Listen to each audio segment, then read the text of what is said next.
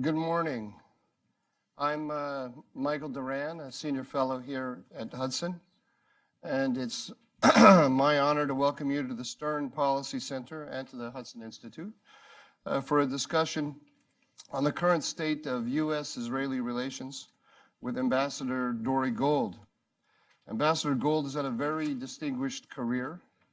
He's currently the president of the Jerusalem Center for Public Affairs, which he's led since 2000, except for, however, for a stint as the Director General of the Israeli Foreign Ministry. That's a job he took at the personal request of Prime Minister Netanyahu. He has served Prime Minister Netanyahu and the Israeli state in a variety of roles over the years, too many to mention, but of course, I can't not mention the fact that he was the Israeli ambassador to the United Nations from 1997 to 1999. He's a prolific author of many books and articles, books that include the Rise of Nuclear Iran, How Tehran Defies the West, which came out in 2009. His articles appear in prestigious publications across the globe, including, of course, in the New York Times, the Washington Post, and the Wall Street Journal. This conversation will be moderated by Hudson's own Ravenel B. Curry III Distinguished Fellow in Strategy and Statesmanship, Walter Russell Mead. Walter is, of course, the unofficial Dean of Foreign Policy Analysts here at Hudson. He is also the Global View columnist at the Wall Street Journal, and from that perch, I think he is now the most widely read commentator on international relations in the country. He's certainly, in my view, the wisest. He's also the James Clark Chase Professor of Foreign Affairs and Humanities at Bard College in New York. He, too, has authored numerous books and articles on foreign policy, and I must note here, my favorite of those books is Special Providence, American Foreign Policy and How It Changed the World. If you haven't read that, it's an absolute must. His next book is going to be entitled The Ark of a Covenant, the United States, Israel, and the Fate of the Jewish People. As you can see from their bios, it's hard to imagine two people that you would want to hear from more on the subject of U.S.-Israeli relations. Without further ado, please join me in welcoming Walter Russell Mead and Ambassador Dore Gold.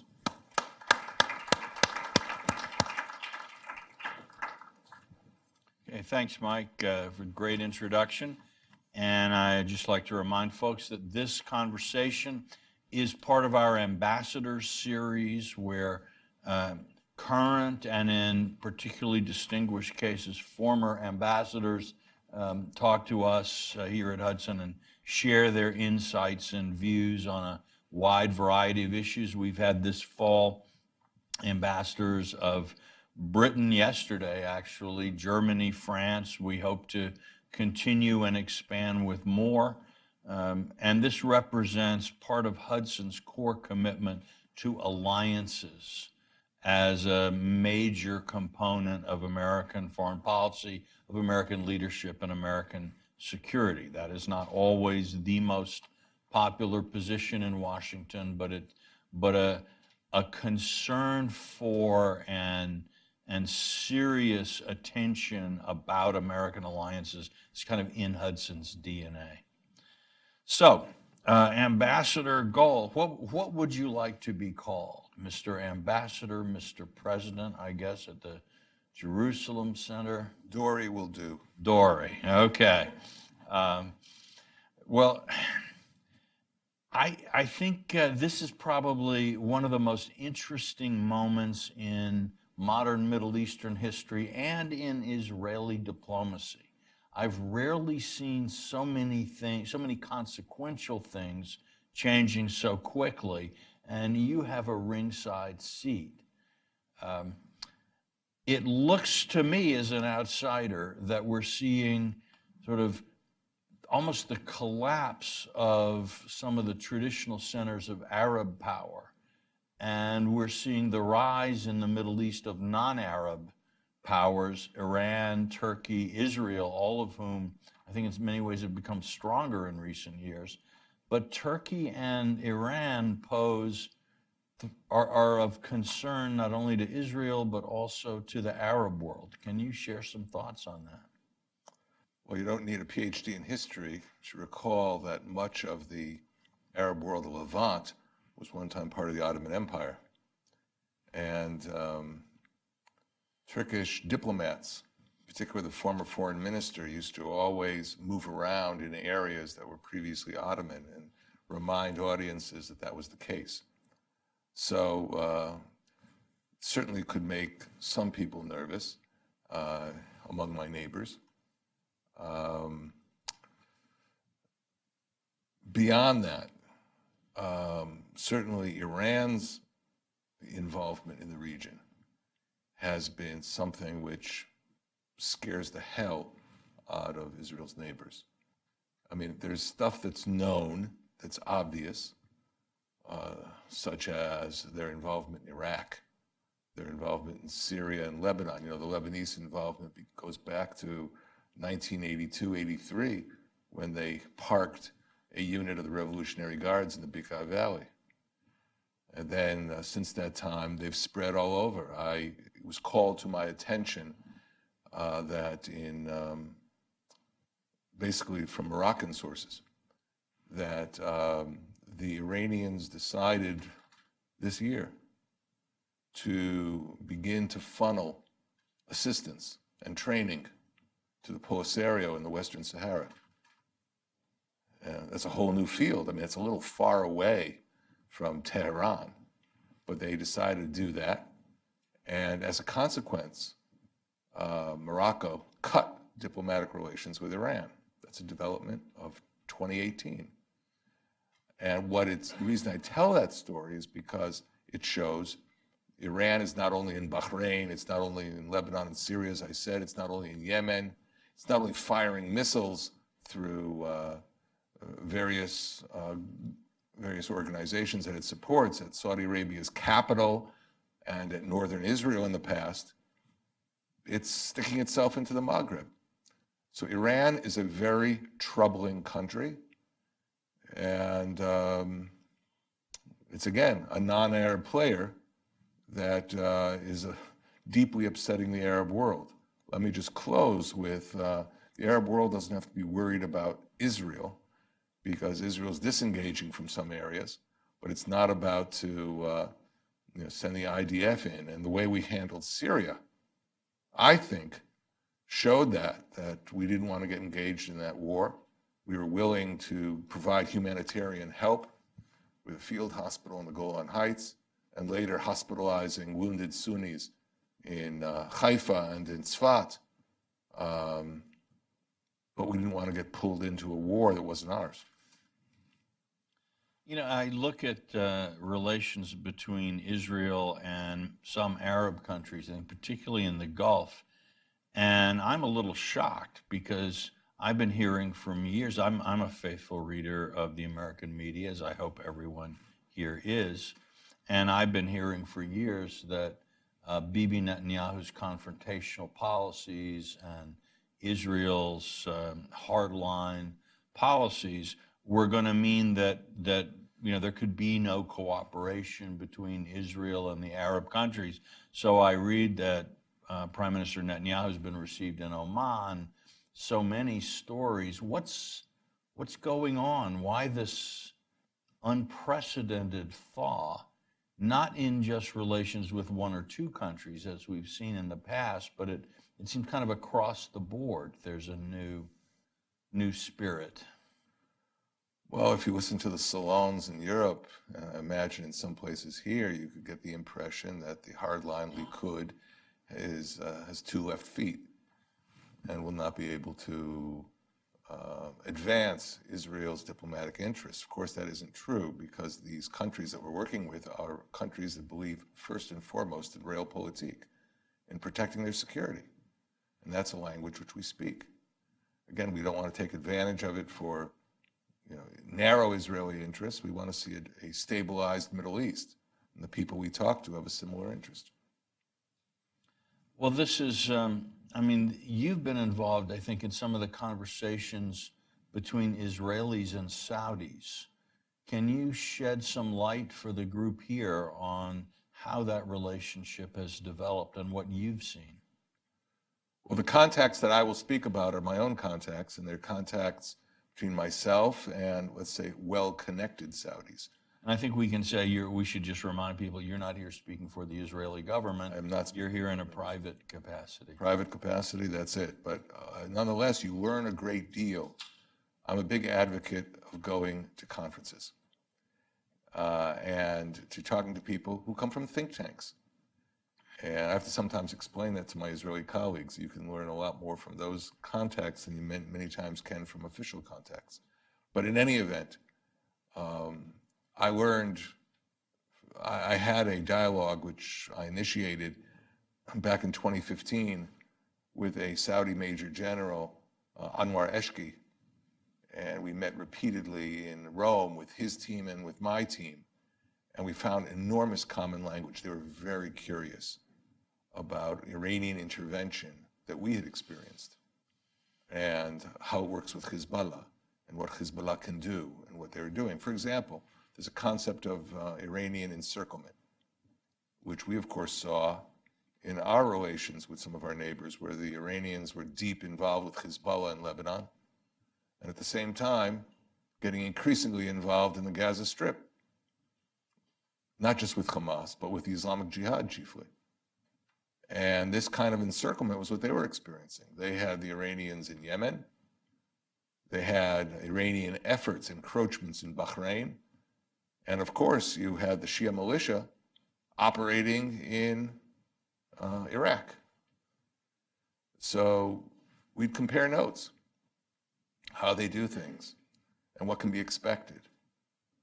And this gave us a great deal of common ground in terms of our concerns and how we might neutralize those concerns.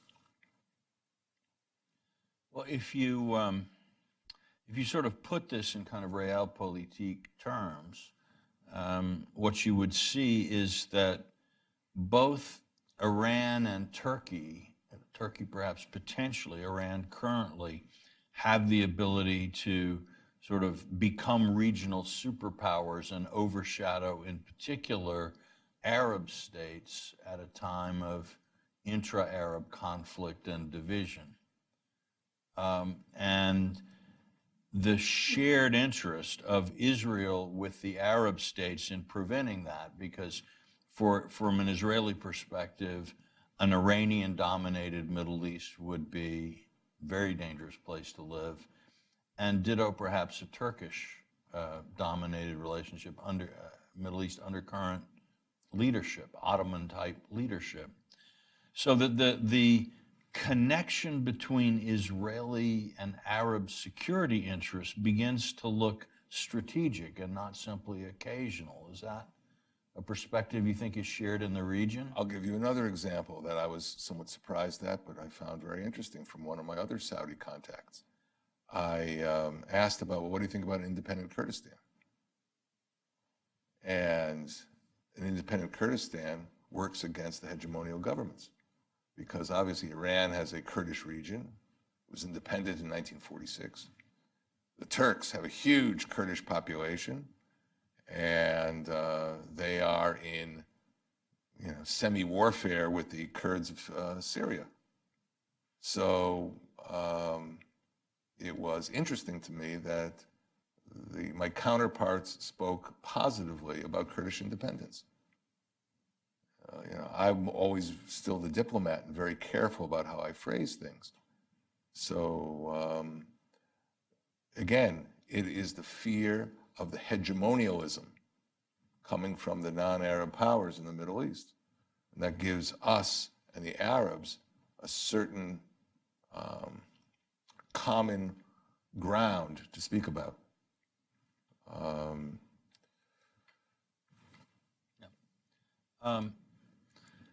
Do you think we're going to see more diplomatic breakthroughs or more, we've seen some interesting things in the UAE and Oman.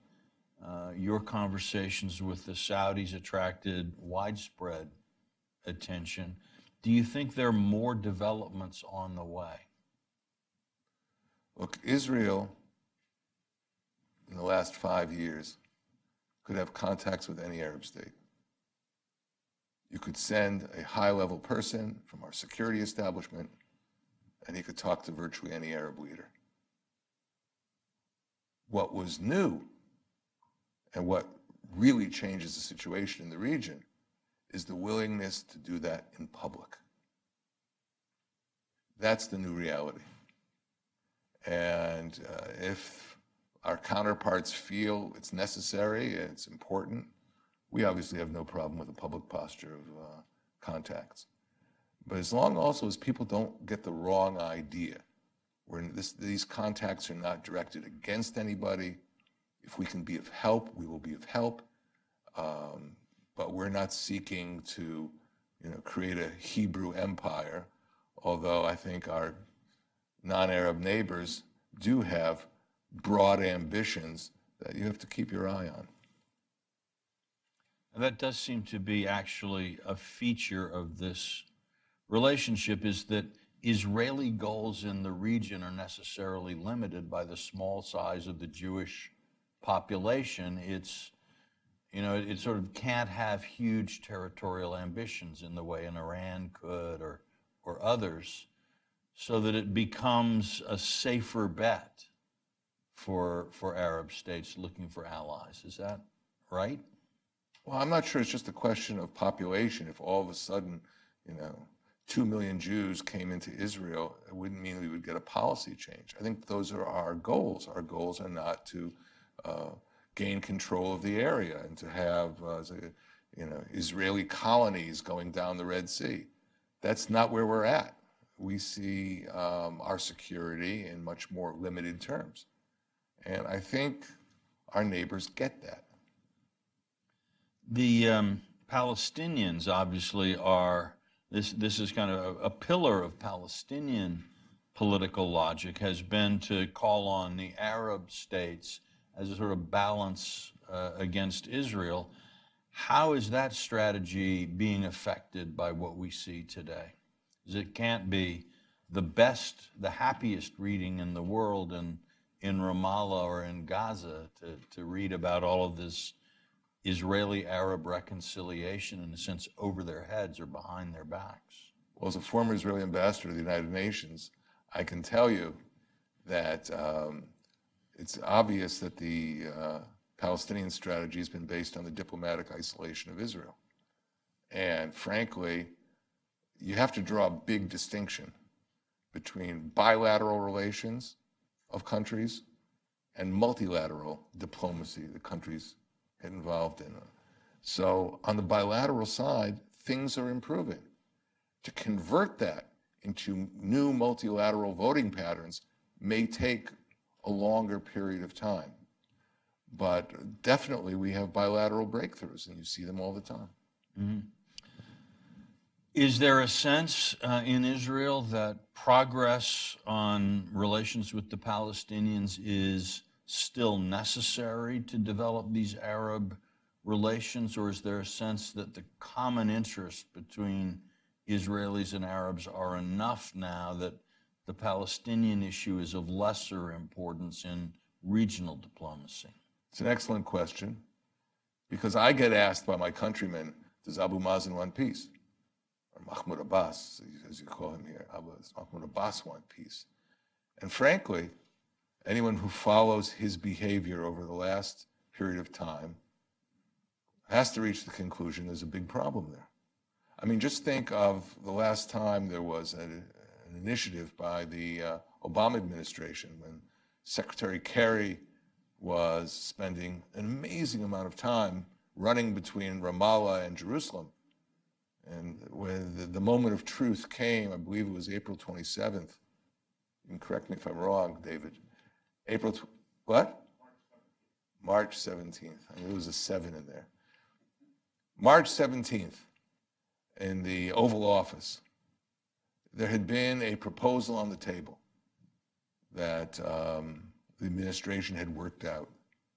And that proposal was based on working rules that you could accept the American proposal, but you had the right to have reservations about certain parts. It's an interesting diplomatic approach. So you could say, I accept your proposal, but I don't like clause 7 and clause 13. All right? It gets you further than you are now. So Israel gave a positive answer with its reservations. So President Obama turns to Mahmoud Abbas in the Oval Office and says, well, so what's your answer? And famous words that still stick with those who follow Middle East peacemaking, he said, I'll get back to you. And guess what? He never did. And so that raised the question about, well, does he really want a deal? And he's going to have to do a lot of work to convince people that he is in the deal-making business, because his last encounter with us was very negative. And by the way, that isn't much different than what Olmert went through and what Ehud Barak went through in the past. So we sort of get these reruns every couple of years when somebody gets inspired to enter Arab-Israeli peacemaking. Well, to move on a bit, Russia's involvement in the Middle East, Russia's increasing involvement in the Middle East is certainly one of the big developments we've seen in recent years. And Israeli-Russian relations seem to be very complex, with elements of mutual interest and support and elements of disagreement. How would you, to just sort of educate an American audience, what is the state of Israeli-Russian relations, and where do you see the strengths and weaknesses of that relationship? Well, my reading of the interests of President Putin is his goals in the Middle East are not completely expansive. They're limited to certain areas where he hopes to resurrect what the Soviet Union used to have. Obviously, that's along the coast of Syria. The dangerous power in Syria today is Iran. The country that has expansive goals in Syria is Iran. And unfortunately, and this is where we disagree with the Russians, they don't fully digest, understand what Iran's dangerous role is in the Middle East. It could be that it comes to a simplistic analysis in some cases that, well, who is causing us problems in the Trans-Caucasus? Sunni governments, Saudi Arabia, Pakistan, they're the ones who support the Mujahideen, who are causing terror against the Russian people. But Iranians, Shia, they don't cause any trouble. That's a big mistake if anyone really believes that. And I have gone to Moscow and I have said that face to face to a whole assortment of Russian leaders. And, you know, the proof is everywhere. Abu Musab al-Zarqawi, the founder of Al-Qaeda in Iraq. Where did he go once the U.S. invaded Afghanistan after 9/11? He went to Iran. Who took care of him? The Revolutionary Guards. And from Iran, he went into Kurdistan in Iraq and formed Al-Qaeda in Iraq. But his base was in Iran. And there are many other cases like that. So hopefully, those who are suggesting to the Russians what their policy should be take that negative role of Iran fully into account. And I don't want to play the devil's advocate here more than I have to, but it does seem that the Russians might logically say, well, maybe the Iranians are permissive about Sunni terrorism where in other places, but they're actually not sending them against us. And that's what our concern is. I mean, Zarqawi isn't attacking Russia. Well, just you wait. In other words, that's a development from Sunni terrorism growing in the Middle East or in parts of Central Asia and converting that to something anti-Russian. That could happen. And the Iranians themselves may decide to employ terror, with a little distance against Russia. I think terror is terror, and the doctrines of the jihadists are very comparable, not the same, but they're comparable. And if I was a Russian security analyst, I would take that into account. The Russians may also think they've got some levers with Iranian Kurds and even Azerbaijanis, where the Russians may feel they can control their relationship with Iran. Again, the history shows that Iran has no problem working with Sunni mujahideen. We have that in terms of the Iranian relationship with Palestinian Islamic Jihad, the Iranian relationship with Hamas, all over the Middle East. The Iranians are fully capable of working with these type of organizations. As a practical matter, when it comes to Israeli red lines in Syria and Russian positions, has Israel been successful in getting Russia to accept those red lines? Not completely. In other words, the fact that Israel acts to prevent Hezbollah from obtaining advanced weaponry that could alter the military balance in the Levant should be a strong enough statement to the Russians that not everything is permissible. I mean, the fact that there were at one point Russian shore-to-ship cruise missiles, the range of about 200 kilometers, being contemplated for transfer to Hezbollah was something we couldn't live with. That could hit many of our new gas fields and create a real disaster. And so before those very cruise missiles arrived to Hezbollah, they evaporated. So, that's a case where you can't play around, but eventually the Russians understand certain things. They have a defense relationship with Syria, but other things are simply unacceptable. And hopefully that will lead to changed behavior over time. Is there cooperation on natural gas and other kinds of issues between Russia and Israel? Well, the quantity of gas that Israel can actually produce and export is relatively small. So it's not as though there's this new boy on the block who's going to put the Russians out of business. But if you look at Europe's interest, Europe is interested in diversifying the sources of its energy, particularly in the area of natural gas. And Israel could become a very important player once its huge gas field, Leviathan, comes online. There were rumors in the Israeli press that Israel, Greece, Cyprus, and Italy were about to sign an agreement for the export of Israeli gas through a pipeline along that route in the Mediterranean to Italy for basically distribution in Europe. It's a very tough project. It'll be a very costly project. But the European Union is getting behind a feasibility study of that pipeline.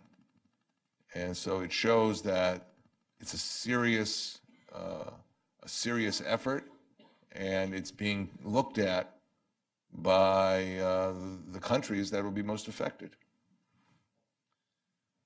Let's turn our attention to Europe and Israeli-European relations these days. One gets the sense, in fact, one can see statements from the Israeli government in past years, that Israel is trying to sort of shift its economic and its diplomatic relations away from Europe toward other parts of the world, economically, China, India, diplomatically in other places. Does this reflect a pessimism about the future of Israeli-EU relations? I think you have to draw a distinction between Israeli-EU relations and Israeli-European relations. Because the EU itself can many times adopt very hostile positions in Brussels. And this is a big problem for us. Right now, there have been efforts by the European Union to help the Palestinians build various construction projects in Area C, particularly along highways that are, I would call them strategic thoroughfares where we can't afford to have any construction of that sort. Now, the Oslo agreements, though in fact the second Oslo, the interim agreement from 1995, puts responsibility for these civilian affairs in the hands of Israel in those areas, not in the hands of the Palestinians. And it was done for a very good reason. If in the future there's a war from the east, Israel will have to move forces down to the Jordan Valley, which will constitute the front line for Israel's defense. Where are those axes of movement? The other axes of movement that go through the Judean desert, past Ma'ale Adumim, down to this area. But what if Palestinians start building, without any building permit, new projects? It could be a small town, it could be housing, without the permission of the Israeli military in that area. I always said to Palestinians, so go 100 meters away from the road and build what you want, but don't do it on the road. Our experience, for example, in the Second Intifada, in an area called Somet Ayosh, was that snipers would sit on these buildings and snipe at traffic. So that's why we take a very strong position on this. But does the European Union understand this? No. Do they want to be conflictual with us? Yes. And that has to change. I think that individual European countries understand this. I personally was in Berlin speaking to the German minister who deals with development projects in the West Bank, explained this. He understood it. But if he goes to Brussels and speaks with Ambassador Mogherini's team, I think the results will be very different.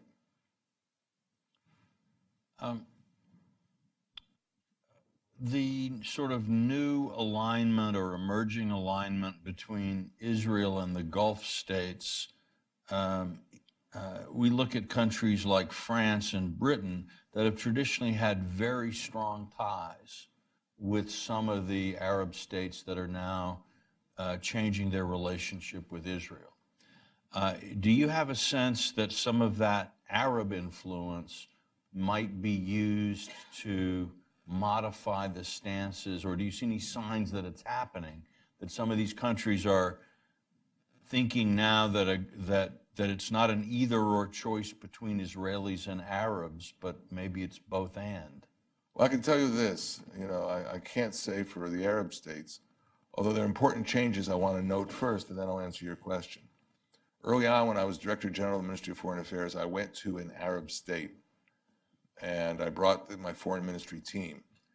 And when you have a dialogue of directors general, your team has to prepare for you talking points. A, B, C, what are you going to talk to these guys about?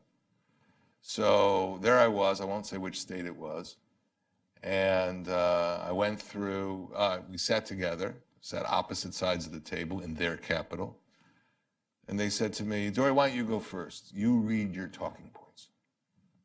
So I started going through A, B, C, D. I had 13 points. And my Arab counterpart, who was extremely articulate, started smiling. I thought, what did I do? Did I offend him? Did I say something wrong? Did I step on somebody's toes? And I said, so what's the story? And he says to me, well, it turns out your talking points are identical to my talking points. In other words, we're having a certain kind of strategic alignment where we start seeing things in a very similar way. And that certainly can affect how countries look at us. And one of my trips into the Sahel, the best way to go there, I'm not a travel agent, but is through Paris. So we went to Paris with the whole foreign ministry team. And I said, we got to really stop in the French foreign ministry. You can't just use their airfields for going to various countries in Africa. So we set up meetings. We went to the French foreign ministry, and we described what we were doing in Africa. And the reaction wasn't like, what are you doing getting into my backyard, Francophone Africa? The reaction was, how can we work together? So I think Israel has a great deal it can offer. Sometimes you hear comments like that and they're just rhetorical. But I think in many cases, when they see Israeli success, they want to work with us, and we're ready to work with them. I know you've been involved in Israel's outreach to Sub-Saharan Africa, and that has, again, I think some of that has flown under the radar in the U.S. And maybe in other parts of the world, but there has been a remarkable shift in the level of Israeli activity in Sub-Saharan Africa and in the public receptivity of many of these countries to an Israeli presence. Can you tell us a little bit about what's going on? Well, we do see receptivity across Africa. One African foreign minister came to me and said, there are two hard nuts for you to crack. I said, oh, really? That sounds tempting. And they said, Algeria and South Africa. Now, with South Africa, we have diplomatic relations. We have an embassy. Algeria, of course, is a different type of fish. But we've made efforts with South Africa. I led Israeli diplomatic missions from the foreign ministry to South Africa. And we try to always find common ground, not just coming with, oh, we have a new water desalination system, which will give you a bargain price on. That's not the way to change attitudes. I can tell you this, that at one point in my South African efforts, I feel that it's important to give people an ideological basis for talking to you, for building a new relationship. So I discovered in one of my trips that Nelson Mandela,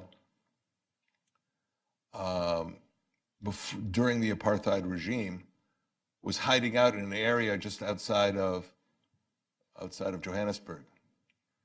And it was a farm that was largely Jewish owned. And he stayed in a Jewish house, which had a great library. And one of the books he read was a book that's familiar to a good number of you. It was called The Revolt. It was written by Menachem Begin. So I heard, for example, the foreign minister of South Africa has a kind of built-in hostility towards Israel.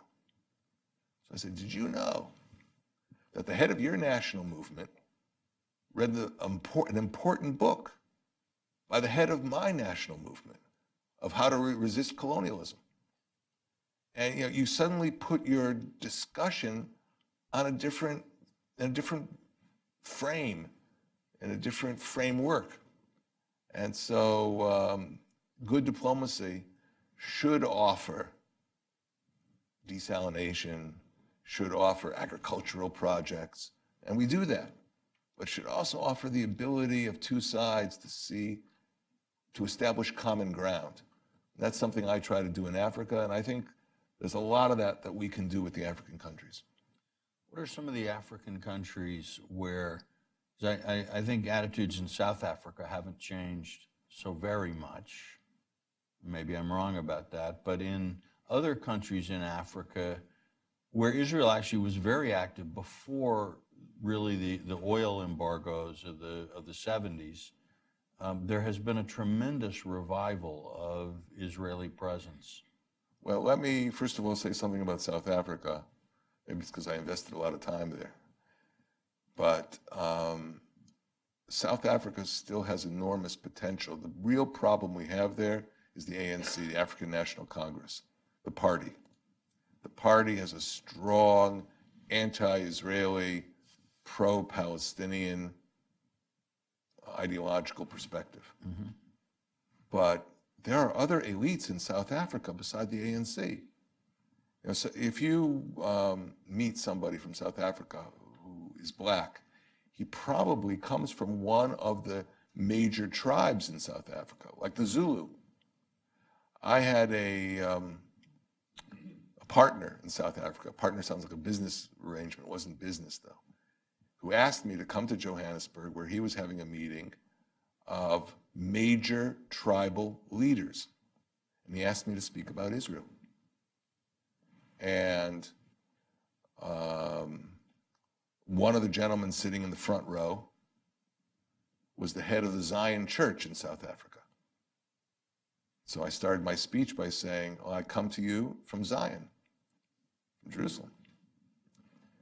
But that wasn't the most interesting. The most interesting is one of the biggest tribes is the Zulu tribe, and the king of the Zulu also sat in the front row and expressed enormous sympathy for the state of Israel. Wants to come to Israel, was complaining why he hadn't had a chance to come.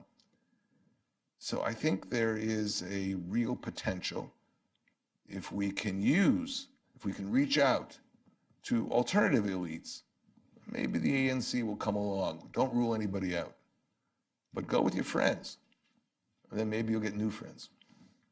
One of the fascinating developments in Africa after the end of colonialism has been this sort of surge in Christian conversions, and many of the people, many of the theological trends are very pro-Christian Zionist. I actually was shocked myself. I visited the Anglican Cathedral in Nairobi some years ago, and they had a book table outside. I was first shocked because there's an Anglican cathedral that was full. That's not something you see very much, say, in the UK. But the book table outside was filled with books by John Hagee, the head of Christians United for Israel here, a very, very strong pro-Israel group. So there was clearly some sort of connection there. Are you finding that Christians, the rise of Christianity in sub-Saharan Africa is contributing to this kind of thaw? I think it could potentially be an important contribution. You have to understand why people reach out to you. You know, it's not just because, oh, maybe they'll sell us some weapons. It's because of values. You have to talk about values when you're in diplomacy. You can't ignore them. By the way, look at the revolution in the relations between Israel and Brazil. Where did that come from? Well, you'll find your cathedrals and your interests. I think Brazil even has a replica of the Second Temple, which people go see. So it's part of their faith.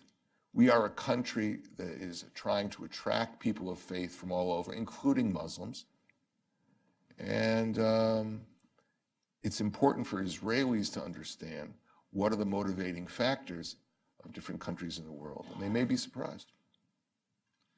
You know, we haven't really talked much about U.S. Israel relations, and maybe it's time to shift to that subject. Obviously, the Trump administration has taken a number of steps that Israelis have wanted to see, some Israelis have wanted to see for some time. But I would think somebody from Jerusalem's perspective, the polarization of American politics and the tendency for some in the Democratic Party in particular to see more distance between U.S. and Israeli interests has to be of concern. How, from an Israeli standpoint, and you were born in the U.S. and are now an Israeli citizen, so you have I think, an interesting perspective on this. How does Israel try to keep Middle East or Israel policy from becoming a purely partisan issue in the United States? That is a huge challenge. I can tell you in 1998, I was ambassador of Israel to the United Nations. And I always worked with Democrats and Republicans. That was a clear rule. But I got a strange request to come down to Austin, Texas, to meet with Governor George W. Bush. And so I went down there. I think we came up with some excuse like, having Sunday morning breakfast with the Jewish community. I don't know how many people there were there. But I then went over to the governor's office. It wasn't a Sunday then, it must have been a Monday.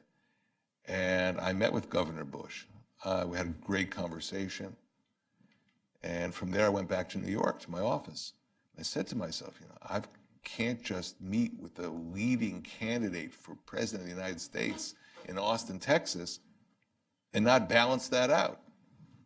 So I got on the phone to Senator Lieberman from Connecticut, who was still a Democrat, was not an independent. I told him, listen, I just did this. I just went down to Austin, Texas, but I believe in a bipartisan policy. Can you help me here? So we got the Democratic Leadership Council a week later to sponsor like a conversation with an Israeli diplomat in Washington. And I think we had 2 U.S. senators, Democrats, and a few others came as well. But it was an important principle that I felt in my own diplomacy to always balance things out. And but it's becoming harder. Frankly, it is becoming harder. And I think it's a mistake Israel is not making a mistake. Israel knows that. And the man who knows that more than anybody is Prime Minister Netanyahu. But, it takes 2 to tango, and you need to build those relationships as much as you can. So again, you reach out to Democrats, you reach out to Republicans, and you don't get caught playing partisan politics in the United States. I think we're looking at a situation, I hesitate to say this given how long Jewish history is, but maybe a situation that's new in Jewish history where the world's Jewish population is divided largely into 2 groups, one of Israelis and one of Americans. There are some others, but both of these constitute very large percentages of the world's Jewish community. And in some ways, they seem to be drifting apart.